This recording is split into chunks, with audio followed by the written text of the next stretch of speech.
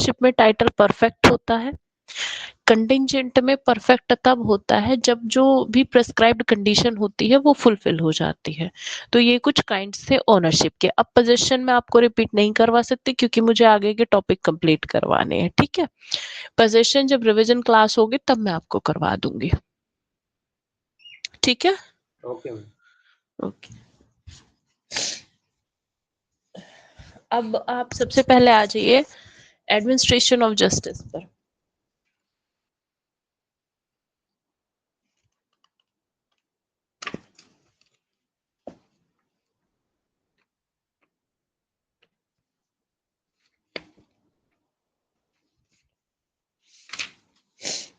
देखो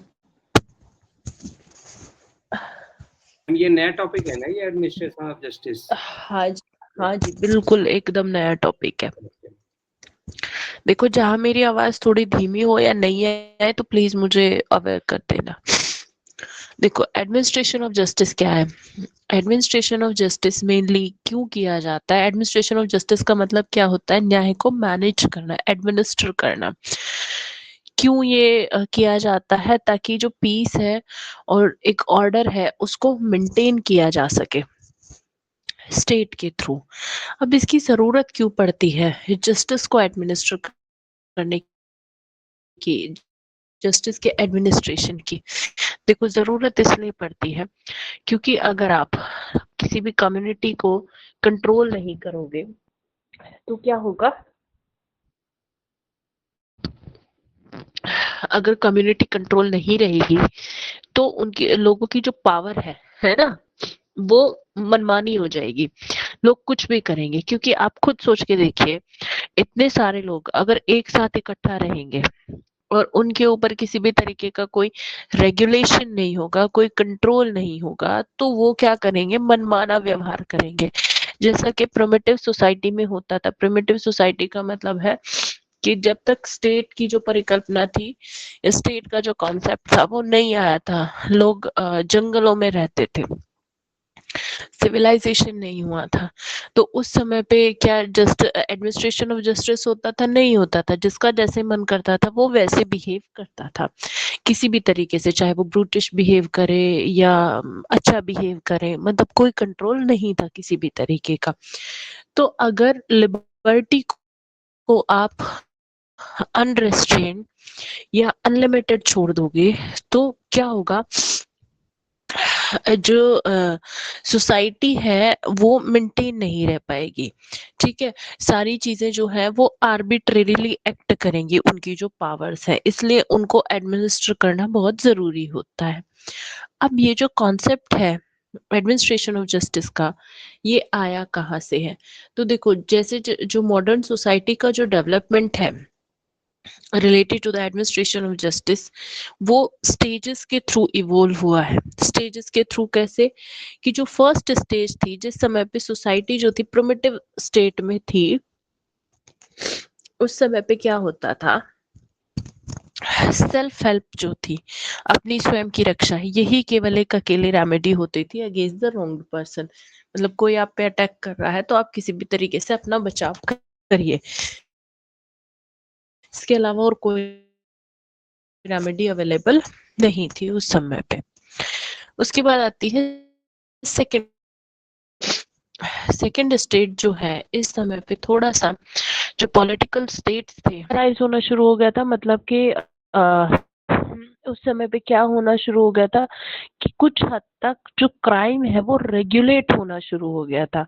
यानी self help तो कंटिन्यू रहा ही रहा, साथ में यहाँ एक बदले की भी भावना थी। जैसे प्रिमिटिव सोसाइटी में थी वैसे ही थी, पूरे तरीके से एब्सोल्यूट नहीं थी। हाँ, थोड़ा बहुत रिस्ट्रिक्शन उस पर लग गया था सेकेंड स्टेज में।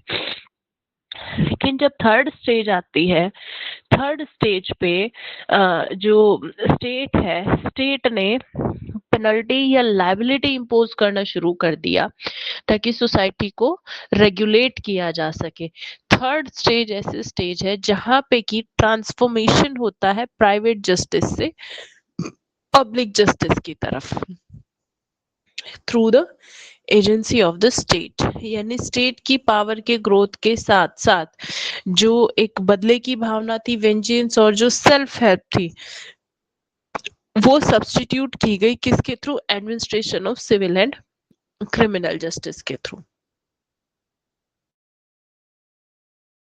मैम एक बार सॉरी मैम, सेकंड ये आप वाला, बुक में कहाँ से पढ़ा रहे हैं? ये मैम सेकंड वाला एक बार बता दो कि क्या आप? और मैम बुक से सेकंड कहाँ से वाला पढ़ा रहे हैं आप? परांजपे के? देखो, प्रांजपे वाली बुक तो आज मैं नहीं ले रही हूँ, मैं अवतार सिंह वाली ले रही हूँ, पर ये प्रांजपे वाली में भी है, मैं अभी बता देती हूँ आपको। एक सेकेंड।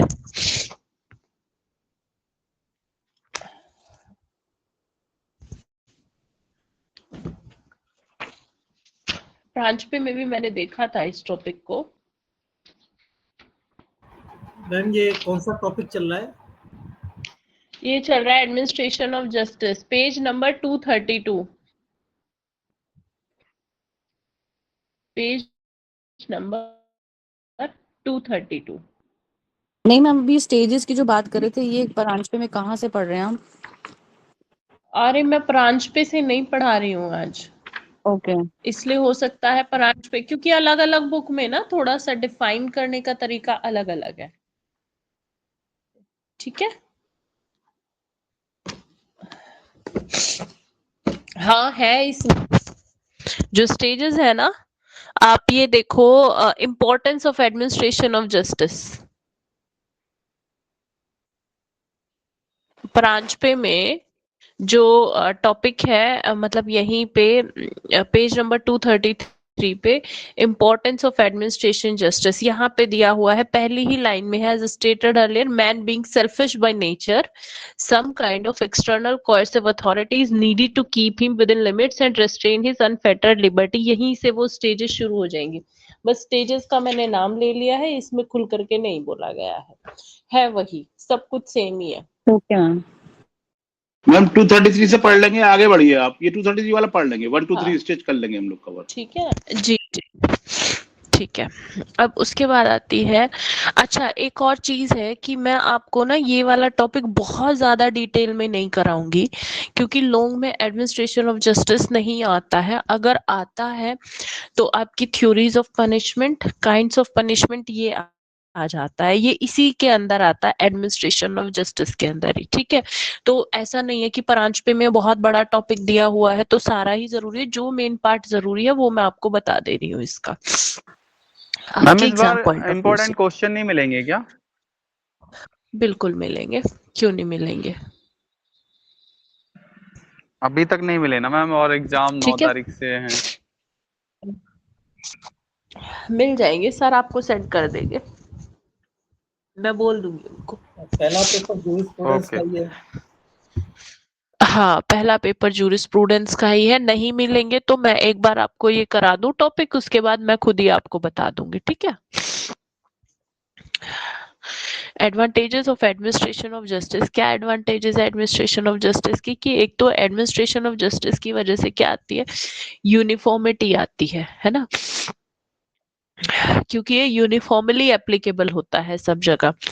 दूसरा, ये जो सिटीजन्स हैं उनके कंडक्ट को रेगुलेट करता है,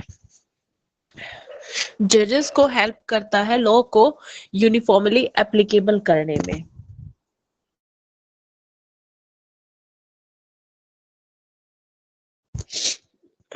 एक ये इम्पार्शियलिटी और इक्वालिटी को इंश्योर करता है, कम्युनिटी की कलेक्टिव विजडम को रिप्रेजेंट करता है, और यूनिफॉर्मिटी और कंसिस्टेंसी आती है लॉ के अंदर इसके कारण, और इसकी वजह से एक सिस्टमैटिक डेवलपमेंट होता है लॉ का। ये तो हो गई इसकी एडवांटेजेस। अब हर चीज के एडवांटेजेस के साथ साथ कुछ डिसएडवांटेजेस भी होती हैं। डिसएडवांटेजेस क्या है? डिसएडवांटेजेस ये है कि एक तो ये जो जस्टिस को ना, एडमिनिस्ट्रेशन ऑफ जस्टिस को, ये जस्टिस लॉ को रिजिड बनाता है। रिजिड कैसे बनाता है? क्योंकि जब एडमिनिस्ट्रेशन ऑफ जस्टिस होता है तो मोस्टली जो लॉ होता है वो कोडिफाइड फॉर्म में होता है, तो अगर लॉ कोडिफाइड फॉर्म में होगा तो कहीं ना कहीं रिजिड हो जाएगा, क्योंकि सारे केसेस पर हर एक चीज हर केस पे सेम लॉ एप्लीकेबल नहीं होता है। क्योंकि क्या होता है, कई बार ना सिचुएशंस अलग अलग होती हैं, फैक्ट्स अलग अलग होते हैं, पर अगर लॉ कोडिफाई होगा तो हर एक सिचुएशन में वही सेम लॉ एप्लीकेबल होगा, इसलिए ये रिजिड हो जाता है। दूसरा है कि थोड़ा सा कंजर्वेटिव हो जाता है। कंजर्वेटिव क्यों? देखो, हर एक चीज जो होती है ना, समय के साथ साथ चीजें बदलती है। लॉ के अंदर भी चेंज आता है according to the time and needs of the society. लेकिन अगर लॉ जो है वो कोडिफिकेशन की फॉर्म में हो मैडम आवाज जाता है कट तो रही उसको है आपकी। चेंज करना इतना आसान नहीं होता है, समय लगता है। फॉर एग्जाम्पल, अरे यार एक सेकेंड, हाँ ठीक है ठीक है ठीक है, अब तो नहीं कट रही होगी ना? हेलो हेलो, अभी अभी ठीक है मैम, अभी ठीक है। ठीक है ना? हाँ वो सॉरी, मैं वाईफाई ऑन करना भूल अब गई ठीक थी। है मैडम, अब ठीक। हाँ हाँ हाँ, वो अब ठीक बाय है मैडम। मिस्टेक। ठीक है ठीक है ठीक है।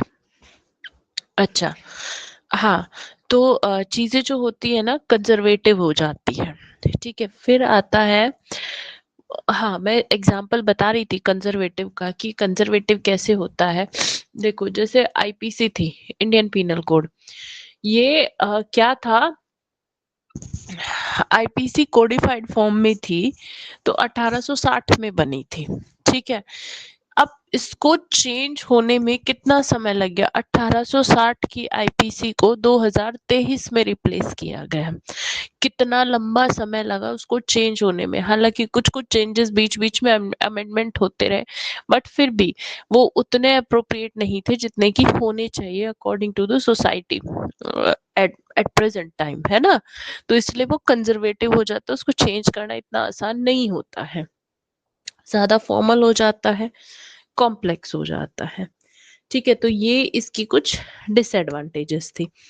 अब एडमिनिस्ट्रेशन ऑफ जस्टिस की हम बात कर रहे हैं, तो जस्टिस होता कितने तरीके का है? दो प्रकार का जस्टिस होता है, एक होता है सिविल जस्टिस, एक होता है क्रिमिनल जस्टिस। सिविल जस्टिस जो होता है वो सिविल रॉन्ग्स में सिविल जस्टिस दिया जाता है, क्रिमिनल जस्टिस दिया जाता है पब्लिक रॉन्ग्स में।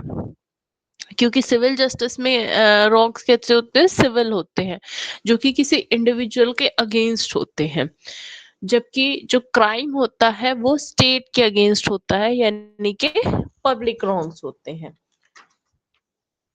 तो क्राइम जो है, क्राइम एक ऐसा एक्ट होता है जो कि सोसाइटी के अगेंस्ट में होता है, पूरी सोसाइटी के अगेंस्ट में होता है। जबकि जो सिविल होता है, सिविल रॉन्ग होता है, वो किसी भी इंडिविजुअल के अगेंस्ट में होता है, सोसाइटी के अगेंस्ट में नहीं होता है।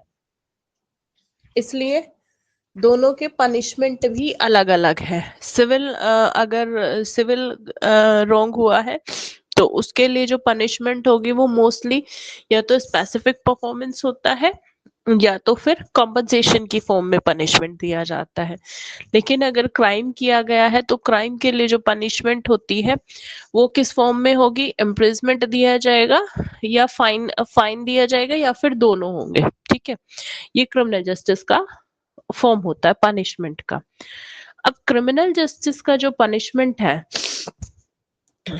उसके पीछे कई थ्योरी काम करती हैं। क्यों काम करती हैं? क्योंकि देखो, कई एस्पेक्ट देखे जाते हैं जब भी क्रिमिनल जस्टिस के किसी भी क्रिमिनल को पनिश किया जाता है। क्या देखा जाता है कि एक तो उसने किस तरीके से क्राइम किया है, उसका बिहेवियर कैसा था, ठीक है, ग्रेविटी क्या थी ऑफेंस की, उसके अकॉर्डिंगली उसको पनिश किया जाता है। तो ये सारी चीजें असेस करने के लिए कुछ थ्योरीज है जो कि बेसिकली क्रिमिनल जस्टिस को जस्टिफाई करने के लिए प्रोपाउंड की है। थ्योरी ऑफ पनिशमेंट, अब शुरू होता है यहाँ से थ्योरीज ऑफ पनिशमेंट।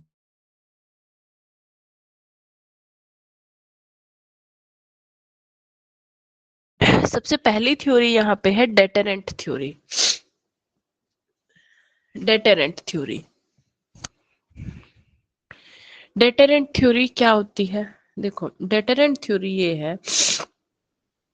ये थ्योरी ये कहती है कि अगर किसी ने कुछ भी गलत किया है तो जो इविल डूअर है उसको पनिशमेंट इस तरीके से मिलना चाहिए ताकि वो दूसरों के लिए एक वार्निंग बन सके, यानी वो सेम वही फील कर सके जो कि जो विक्टिम है उसने फील किया है। यहाँ इसका जो मेन पर्पस होता है डेटेरेंट थ्योरी का, वो ये होता है कि वो क्रिमिनल के मन में डर पैदा कर सके।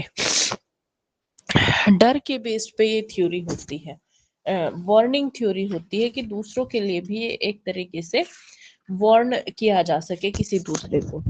अब इसका ना एक क्रिटिसिज्म भी है। क्रिटिसिज्म क्या है? जो लोग क्रिटिसाइज करते हैं वो क्या कहते हैं कि भाई ये जो थ्योरी है, ऐसा नहीं है कि जिन लोगों को ज्यादा पनिशमेंट दिया जाता है, डराने के लिए पनिशमेंट दिया जाता है, क्या गारंटी है कि उसको देखकर दूसरे लोग डरेंगे?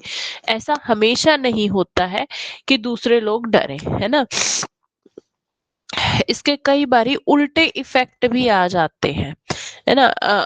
अब इस वाली थ्योरी का इफेक्ट कहाँ नहीं पड़ेगा? जो हैबिचुअल ऑफेंडर्स है, जो रिपीटेटिवली क्राइम करते हैं, अब बताओ उन पे क्या फर्क पड़ेगा? डेटरेंट थ्योरी का कोई फर्क नहीं पड़ेगा, इसलिए ये थ्योरी भी फेल है।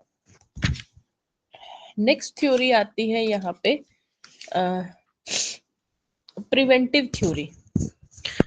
प्रिवेंटिव थ्योरी क्या कहती है? प्रिवेंटिव थ्योरी ये कहती है कि भाई जो ऑफेंडर है ना, उसको ऐसा पनिशमेंट दिया जाना चाहिए ताकि जो क्राइम का जो रिपीटेशन है वो ना हो सके। कैसे? जैसे उसको इम्प्रिजमेंट दे दो, जेल भेज दो, बंद कर दो उसको, तो क्राइम रिपीट होगा ही नहीं। या उसको डेथ सेंटेंस दे दिया जाए। तो प्रिवेंटिव थ्योरी मेनली ऑफेंडर को डिप्राइव करती है परमानेंटली या टेम्परेरीली ऑफेंस को रिपीट करने से। अब यहाँ डेथ पनिशमेंट जो है या death sentence, it is the most effective mode of preventing offences by an offender. अब के समय में जो ये प्रिवेंटिव थ्योरी है, इसमें कुछ और अदर मेजर्स भी अपनाए जाते हैं। फॉर एग्जांपल जैसे फोरफीचर कर देते हैं प्रॉपर्टी का, यानी प्रॉपर्टी को जब्त कर लेना, सस्पेंशन कर देना, लाइसेंस को कैंसिल कर देना, ये भी एक प्रिवेंटिव थ्योरी का रूप है। अब जो प्रिवेंटिव थ्योरी है इसको भी क्रिटिसाइज किया जाता है। क्रिटिसाइज कैसे किया जाता है? देखो, समझ में तो आ रहा है ना आप लोगों को? Yes yes madam. Madam, hello, yes madam, yes madam. Okay. Preventive theory को कैसे क्रिटिसाइज किया जाता है? इसको क्रिटिसाइज इस बेस पे किया जाता है, ये जो है ना, ये बहुत ज्यादा लॉजिकल नहीं है। अगर सपोज आपने उसको कुछ समय के लिए जेल में रोक भी दिया, तो क्या गारंटी है कि वो फिर से रिपीट नहीं करेगा? वो बाहर आएगा और फिर से क्राइम करेगा। उसके लिए क्राइम करना कोई ज्यादा बड़ी बात नहीं हो, क्योंकि उसको पता है कि फिर से जेल भेज देंगे, है ना, फिर से उसको कहीं ना कहीं बंद कर देंगे, इससे ज्यादा तो कुछ किया नहीं जा सकता। तो इसलिए ये थ्योरी भी वर्क नहीं करती है। नेक्स्ट आती है रिफॉर्मेटिव थ्योरी।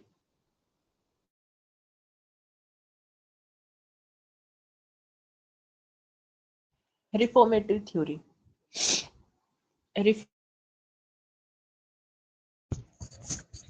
ये एक तरीके से जो क्राइम है ना, क्राइम को एक डिजीज की तरह ट्रीट करती है और क्रिमिनल को एक पेशेंट की तरह। ये कहती है कि क्रिमिनल जो है ना, उसको प्रॉपर ट्रीटमेंट दिया जाना चाहिए ताकि वो रिफॉर्म हो सके, है ना। ये चीजें देखनी चाहिए कि उसकी क्या उस समय पे क्या स्थिति थी, किन मेंटल कंडीशन में उसने ऑफेंस किया है, क्या चीजें थी, सारे फैक्टर्स को, एक्सटर्नल, आउटर, मेंटल, सारे फैक्टर्स को देख करके क्रिमिनल को ट्रीट किया जाना चाहिए ताकि वो फिर से क्राइम ना करे। अब ये जो रिफॉर्मेटिव थ्योरी है, इसका भी क्रिटिसिज्म है। क्रिटिसिज्म क्या है? क्रिटिसिज्म ये है कि भाई आप ऑफेंडर को ना एक पेशेंट की तरह ट्रीट नहीं कर सकते हो, है ना, कि भाई आप उसको पेशेंट की तरह ट्रीट करो, वो ठीक हो जाएगा और वो एक गुड सिटीजन बन जाएगा। नहीं, ऐसा नहीं हो सकता। क्यों नहीं हो सकता? क्योंकि देखो, पहली बात तो ये है, कुछ जो क्रिमिनल्स होते हैं ना, वो इनक्योरेबली बैड होते हैं, उनको आप ठीक नहीं कर सकते हो, वो इतने बुरे होते हैं। दूसरी चीज ये है कि अगर आप प्रिजनर्स को बहुत ही कंफर्टेबली रखोगे तो वो उसको अपने ड्वेलिंग हाउस की तरह यूज करेंगे, रहने के घर की तरह यूज करने लगेंगे कि भाई ठीक है, हाँ यहाँ तो कुछ होता तो है नहीं है, क्राइम करो और मजे से रहेंगे। तीसरा ये है कि वो जो है, वो अगर आप उसको बहुत आराम के साथ में रखोगे, आपको लगता है कि आप उसको रिफॉर्म कर दोगे, तो वो और ज्यादा क्राइम करेगा, क्योंकि उसके मन में किसी भी चीज का कोई डर भय नहीं रहेगा। तो ये थ्योरी भी काम नहीं करती है। उसके बाद नेक्स्ट थ्योरी आती है रेट्रिब्यूटिव थ्योरी। रेट्रिब्यूटिव थ्योरी जो है, ये कहती है an eye for an eye and a tooth for a tooth, मतलब बदला लेने की भावना। ये थ्योरी ये कहती है कि भाई अगर किसी ने किसी की आंख खत्म की है तो उसकी आंख फोड़ दो, दांत तोड़ा है तो दांत तोड़ दो। अब ये वाली जो थ्योरी थी, या ये वाली जो मैक्सिम थी, ये प्रिमिटिव सोसाइटी में यूज होती थी, जब कोई एडमिनिस्ट्रेशन ऑफ जस्टिस नहीं होता था। पनिशमेंट जो था एक तरीके से बदले की भावना पे आधारित था, कि अगर किसी ने किसी को मारा है तो जान के बदले जान, खून के बदले खून। ठीक है, तो ये वाली थ्योरी थी। बट इस थ्योरी को भी क्रिटिसाइज किया जाता है, क्योंकि ये कोई अपने आप में रेमेडी नहीं है। क्यों, कई बारी क्या होता है कि कोई भी अगर क्राइम होता है ना, वो सडन हीट और पैशन में कर दिया जाता है, मतलब ना चाहते हुए भी क्राइम हो जाता है। तो अगर इस तरीके की पनिशमेंट होगी, तो ये जो पनिशमेंट होती है, ये इनह्यूमन पनिशमेंट होती है, इसमें ह्यूमैनिटी नहीं होती है। सामने वाले ने जो किया, आपने भी वही कर दिया, तो फिर क्या फर्क रह गया? इसलिए ये थ्योरी भी गलत है। नेक्स्ट आता है कॉम्पनसेशन। लास्ट मैडम थ्योरी है ये कॉम्पनसेशन मैक्सिम को एक थ्योरी। बार दोबारा मैक्सिम दोबारा बोलेंगे? हाँ बिल्कुल बोलूंगी। An eye for an eye and a tooth for a tooth. An eye, हाँ जी, एक बार रिपीट कर दीजिए, मैं आवाज कम। हाँ एन आई, इसको डेफिनेट 9 पे होगी। हाँ an eye for an eye and a tooth for a tooth. आंख के बदले आंख, दांत के बदले दांत।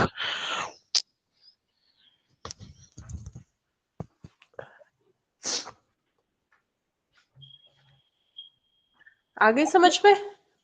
Yes okay madam, okay madam. Okay. अब उसके बाद आती है कॉम्पनसेशन थ्योरी।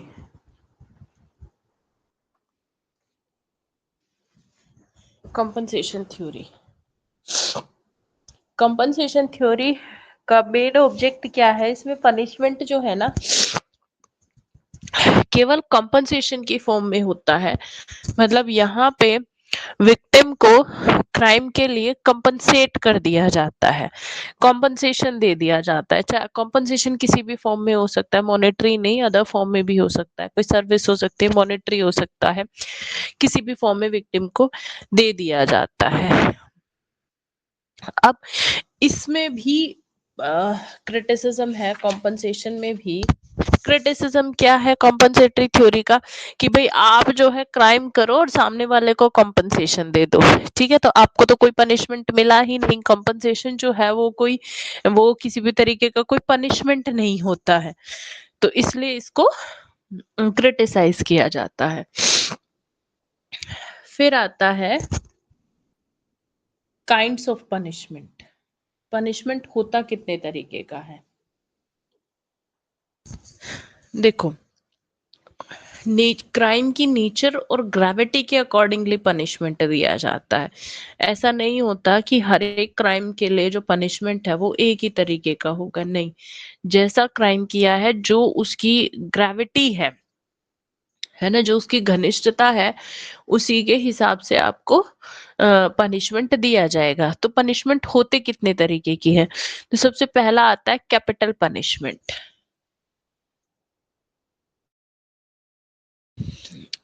कैपिटल पनिशमेंट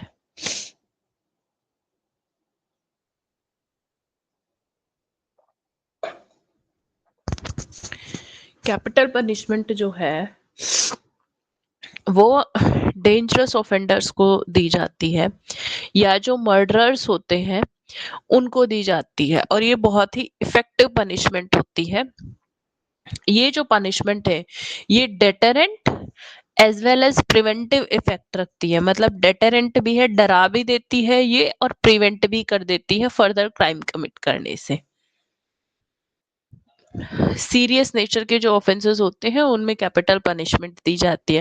हालांकि इसके फेवर में और अगेंस्ट में दोनों में ही आर्ग्यूमेंट आते रहे हैं। कुछ जूरिस्ट इसके फेवर में है कि होनी चाहिए, और कुछ जूरिस्ट इसके अगेंस्ट में है कि नहीं होनी चाहिए कैपिटल पनिशमेंट। तो ये एक डिबेटेबल इशू है।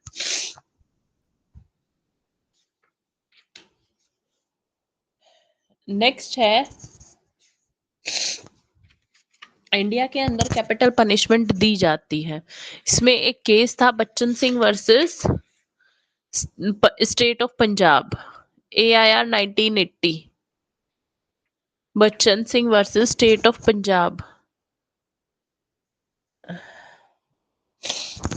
AIR 1980।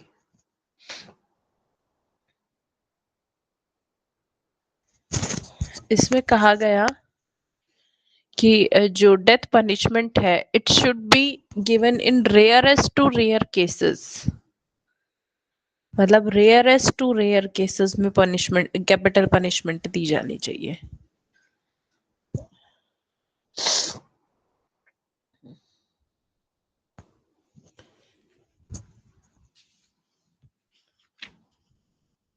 नेक्स्ट आता है कॉर्पोरल पनिशमेंट, मतलब फिजिकल पनिशमेंट एक तरीके से। मैम ये बच्चन सिंह किस ईयर का केस है? ये है 1980 का, 1980 का केस है। Thank you madam. Okay, sorry 90, हाँ 1980 का ही है। हाँ जी हाँ जी ठीक है, 1980 का है। हाँ, उसके बाद आती है कॉर्पोरल पनिशमेंट। जो कॉर्पोरल पनिशमेंट है वो एंशियंट और मिडिवल टाइम्स में ज्यादा दी जाती थी, और ये जो इनका जो ऑब्जेक्ट होता था ना पनिशमेंट का, वो डेटरेंस होता था। मतलब डेटरेंट थ्योरी पे बेस्ड थी, डराना इनका मेन उद्देश्य होता था। अब ये जो पनिशमेंट होती थी ये इनह्यूमन पनिशमेंट के साथ साथ इनइफेक्टिव भी होती थी। कौन सी पनिशमेंट थी वो? जैसे कि फ्लोगिंग, फ्लोगिंग फिजिकली टॉर्चर करना, ठीक है, कोड़े मारना जिसको हम कह सकते हैं, पहले टाइम में होती थी, और बहुत ही मतलब एक तरीके से बहुत ही ब्रूटल पनिशमेंट होती थी। इवन दो माइनर ऑफेंसेस के लिए भी कोड़े मारे जाते थे कि आप 4 कोड़े मारो, 5 मारो, उसको बोलते थे फ्लोगिंग। दूसरा टाइप था म्यूटिलेशन। म्यूटिलेशन, म्यूटिलेशन कैसे? ये एंशियंट पीरियड में चलती थी कि अगर मान लो किसी ने चोरी की है ना, तो उसके दोनों हाथ काट दो, एक हाथ काट दो या दो हाथ काट दो। तो ये भी जो था ये भी डेटरेंट और थ्योरी पे बेस्ड थी, डेटरेंट और प्रिवेंटिव। मॉडर्न टाइम में ये थ्योरी, ये पनिशमेंट टोटली रिजेक्टेड है क्योंकि ये बहुत ही ज्यादा इनह्यूमन है, नेचर की है। नेक्स्ट था ब्रांडिंग। इस तरीके की जो पनिशमेंट थी ना ब्रांडिंग, वो रोमन क्रिमिनल लॉ में चलती थी। यहाँ क्या किया जाता था कि अगर किसी ने कोई ऑफेंस किया है तो उसके ऊपर ना एक परमानेंटली मार्क कर दिया जाता था उसको, ताकि उसको पब्लिक में आइडेंटिफाई किया जा सके। जैसे बहुत पहले समय, बहुत पहले, बहुत पुरानी मूवीज में आपने देखा होगा, एक मूवी आई थी कि किसी ने हाथ पे रख दिया इसका बाप चोर है ना, माथे पे लिख दिया, हाथ पे लिख दिया, टैटू बनवा दिया। तो ये क्या था? ब्रांडिंग था। कि उसको आइडेंटिफाई किया जा सके इजीली और परमानेंटली पब्लिक उसको टॉर्चर करती रहे। नेक्स्ट है चेनिंग। इस तरीके की जो पनिशमेंट है, चेनिंग मतलब चेन में बांध देना, क्रिमिनल्स को चेन में बांध दिया जाता है ताकि उनकी लिबर्टी और मोबिलिटी को पूरे तरीके से रिस्ट्रिक्ट किया जा सके। उनके हाथों और पैरों को क्रिमिनल्स के लोहे की रोड के साथ और चेन के साथ बांध देते हैं। इस पनिशमेंट में बांध देते थे, अभी नहीं है ये। फिर आता है पाइलरी। पाइलरी का मतलब होता है पत्थर मारना। 19th सेंचुरी के दौरान स्पेशली जो ब्रिटिश रूल था उस समय पे भी और उससे पहले जो मुगल काल में भी क्या किया जाता था कि अगर कोई ऑफेंस करता था तो ऑफेंडर को ना चौक पे, पब्लिक प्लेस पे सजा दी जाती थी कि इसको तब तक मारो, पत्थर मारो जब तक कि ये मर नहीं जाए। स्पेशली अगर उसने कोई बहुत ही सीरियस नेचर का अगर ऑफेंस किया है तो उसको पत्थर मारने की सजा दी जाती थी। इस्लामिक कंट्रीज में जो सेक्स ऑफेंडर्स होते हैं उनको अभी भी ये सजा दी जाती है, पत्थर से मारने वाली। ब्रिटिश रूल में भी क्या होता था, ब्रिटिश इंडिया में अगर कोई ऑफेंस करता था इस तरीके के तो मर्डरर्स की पब्लिक हैंगिंग कर दी जाती थी, मतलब पब्लिक में लटका दिया जाता था, फांसी दे दी जाती थी। नेक्स्ट है fines and confiscation of property. Fine and confiscation of property, देखो ये उन ऑफेंसेस में होती है ये वाली सजा, मतलब फाइन इम्पोज करना या प्रॉपर्टी को जब्त कर लेना, जो कि ज्यादा सीरियस ऑफेंस के, ज्यादा सीरियस नेचर के ऑफेंसेस नहीं होते हैं, उनमें ये सजा दी जाती है। मतलब एक तरीके से फाइनेंशियल पेनल्टी इम्पोज कर दी जाती है in the form of fine और कोस्ट।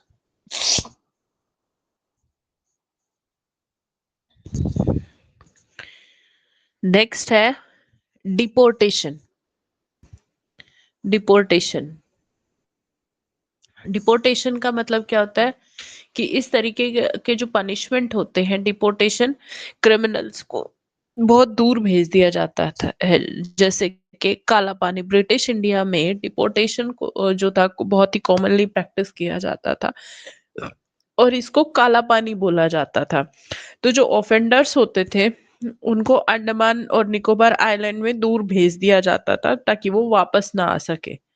ठीक है, और इसको 90 काला पानी की जो सजा थी इसको 1955 में एबोलिश कर दिया गया था। नेक्स्ट है इम्प्रिजमेंट।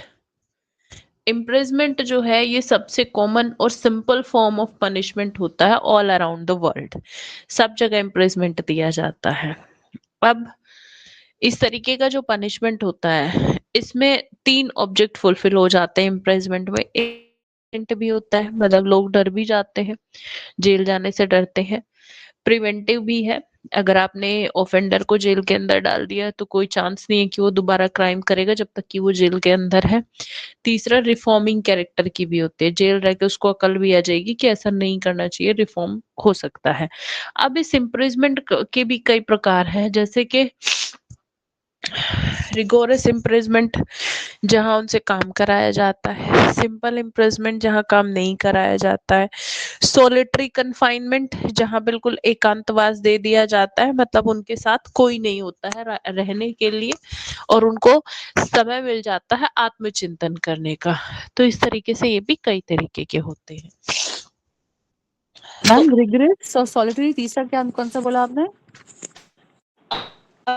रिगोरस बोला और सिंपल, सिंपल, ओके। है ना जी। सिविल जस्टिस का मैंने आपको बता ही दिया था कि मोस्टली कंपनसेटरी फॉर्म में होते हैं और या फिर स्पेसिफिक परफॉर्मेंस के फॉर्म में होते हैं।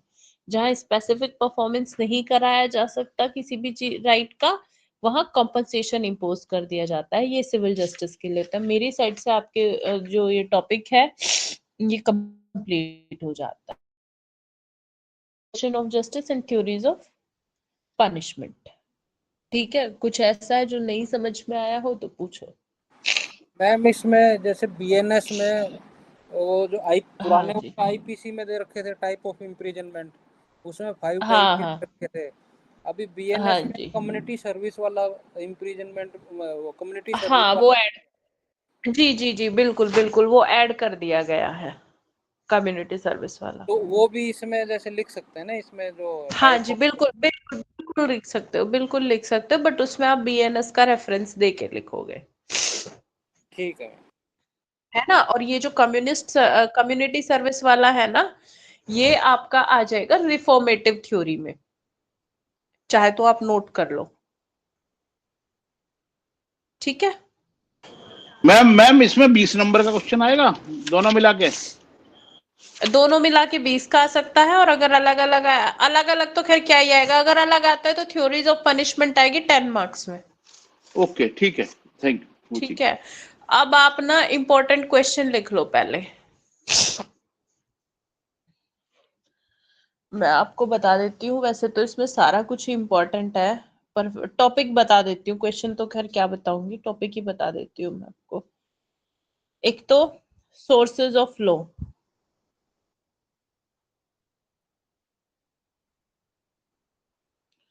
सोर्सेज ऑफ लॉ,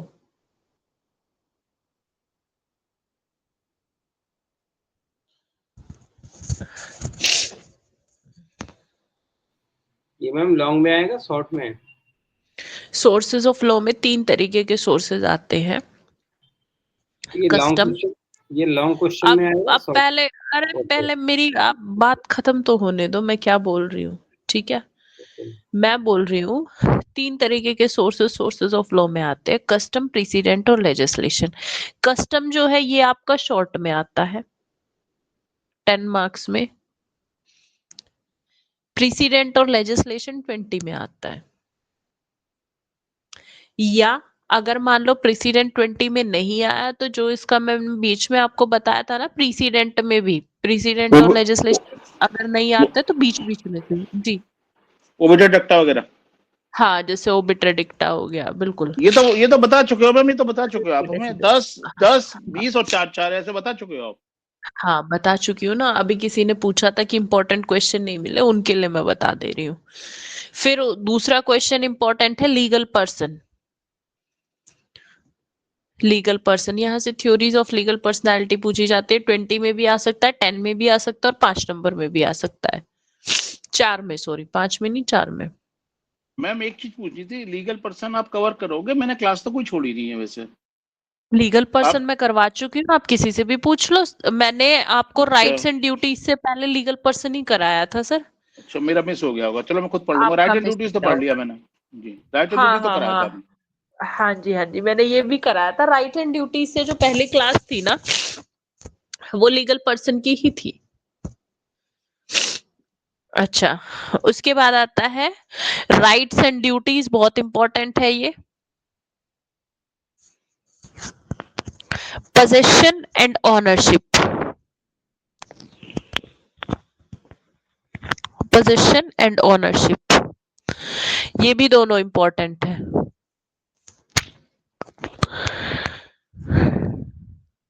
ठीक है, अब आप आ जाओ इसमें, administration of justice and theories of punishment, इन दोनों में से आप थ्योरीज ऑफ पनिशमेंट कर लेना। थ्योरीज ऑफ पनिशमेंट,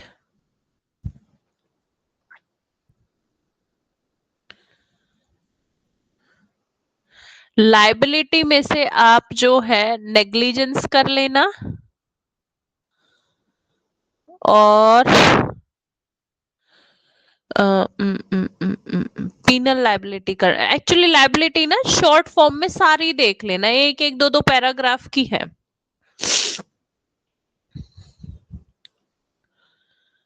ठीक है,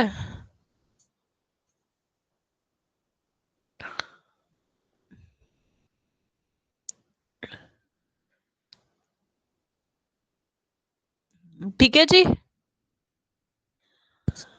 ओके मैम। हाँ, और ठीक है बाकी मैम। ये इतना नहीं, concept of state and sovereignty मैं तो कराऊंगी, एक बार बस पढ़ के चले जाना, ज्यादा पूछा तो नहीं जाता है, ठीक है। अब मेरी साइड से आपके जो टॉपिक बचते हैं, लॉ एंड मोरालिटी बचता है, 2 या 3 मिनट का टॉपिक है, ज्यादा बड़ा नहीं है। Concept of state and sovereignty बचता है और लाइबिलिटी बचती है। अब जो नेक्स्ट वाली जो क्लास होगी, ठीक है, उसमें मैं आपका पूरा सिलेबस कंप्लीट कर दूंगी। हो सकती है वो क्लास थोड़ा लंबी हो जाए, 1.5 घंटे की भी जा सकती है वो क्लास, क्योंकि मैं सारा ही उसमें आपका कवर करवा दूंगी। आज करा देती, पर आज मेरी तबीयत ठीक नहीं है तो इसलिए नहीं करा पाऊंगी। नेक्स्ट क्लास में मैं आपका सिलेबस कंप्लीट करा दूंगी, ठीक है जी। और फिर आपकी होगी एक रिवीजन क्लास, 1 हो या 2 भी हो, जैसा भी मतलब सर को सही लगेगा उसके अकॉर्डिंगली। इस वीक के बाद जो कमिंग वीक आएगा उसमें आपकी रिवीजन क्लास होगी। ये मैम इस वाले सेमेस्टर में पासिंग परसेंटेज क्या रहता होगा? जो हर सेमेस्टर में रहता है सर। ये पहले तो आपने डरा दिया था ना फर्स्ट सेमेस्टर में। कि कितने बच्चे नहीं, पास मैंने होते हैं। डराया नहीं था।